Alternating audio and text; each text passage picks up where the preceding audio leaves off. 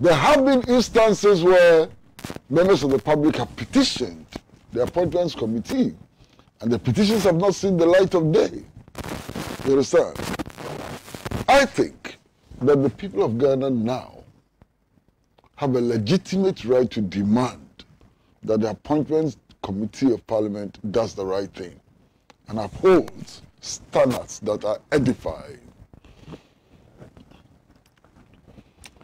Of course, in the past, those who had overwhelming majority on the appointments committee had their way.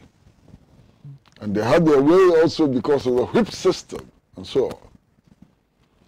The people of Ghana rightly expect that that mandate which will be exercised from next Wednesday will be exercised properly and the interest of the country. It is their right so to expect. And I'm sure that they're going to expect that. What must be clear, especially to members of the National Democratic Congress who will be serving on this committee, what must be clear to them is that if they do a shoddy job, they would suffer politically. The damage will be huge. Their grassroots, the energy at their grassroots would completely diminish. If they go there and do a shoddy job, their whole mantra about being the people who care about the interests of our people and so on, they cannot repeat that mantra again.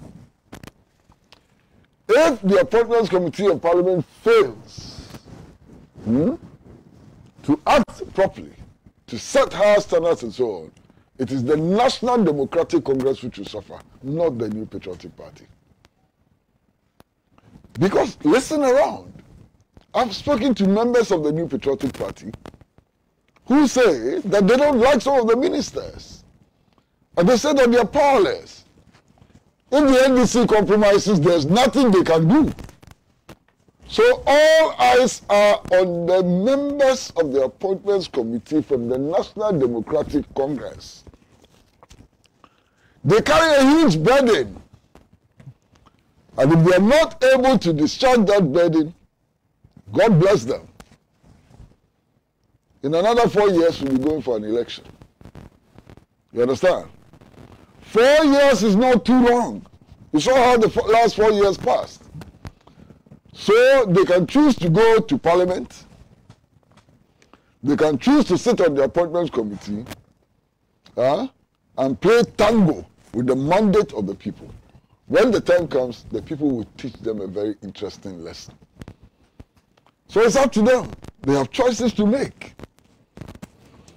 What members of the Appointments Committee of Parliament must understand, and the whole of Parliament must understand, is that they are acting on behalf of the 30 million people of Ghana. They are supposed to be acting on behalf of the 30 million people of Ghana. So they cannot go there and make personal deals and so on and approve members of the choir of the church as ministers simply because they have melodic voices and so on. There's a job to be done, and that job ought to be done honestly and in the interest of people of Ghana. Look, those who are sitting on that Appointments Committee ought to be mindful of the fact that Ghana is in dire straits. Where this country has reached requires a certain caliber of men and women to move it forward. We are expending close to 90% of total national revenue plus grants on debt servicing and interest payments. In this situation, you need to have managers of the economy who are extraordinary, who understand the global financial and economic situation up to a certain level. You understand? We are in a situation where if care is not taken, we'll be back to doom so. And I'm sure that those who are listening to us have all experienced the power outages of this week. Is it this week or last week? Even yesterday, there was a crisis. I mean, this station, we had to depend on generator and so on. And we know what the situation is. We are indebted to independent power producers, or we were indebted to independent power producers as of October last year, to the tune of $1.7 billion. That requires a certain level of scale and so on to manage national affairs. So if you go and make your private deals and so on and approve ministers who are worthy of our trust and so on, we will pay you back. We will punish you in the elections. You understand what I'm saying? We will punish you severely in the elections. You understand? We will punish you when you go for primaries. And if by some error or something you escape primaries, we will punish you in the general elections. So the MPs must understand that we are watching them very closely. They should go there and behave properly.